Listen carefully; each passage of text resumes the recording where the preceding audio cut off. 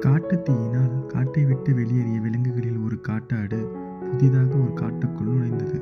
நீண்ட தேடல்களுக்குப் பிறகு செடி கொடிகள் தண்ணீருடன் குகை போன்ற அமைப்புடைய ஒரு மரம் கிடைக்கவே அங்கே அது தனது இருப்பிடத்தை அமைத்துக் கொண்டது. மெல்ல மெல்ல ஒரு கரடி அங்கே வந்தது.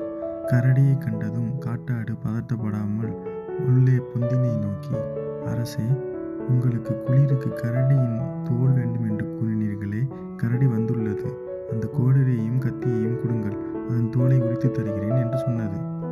இதை கேட்ட கரடி பயந்து தெரித்து ஓடியது.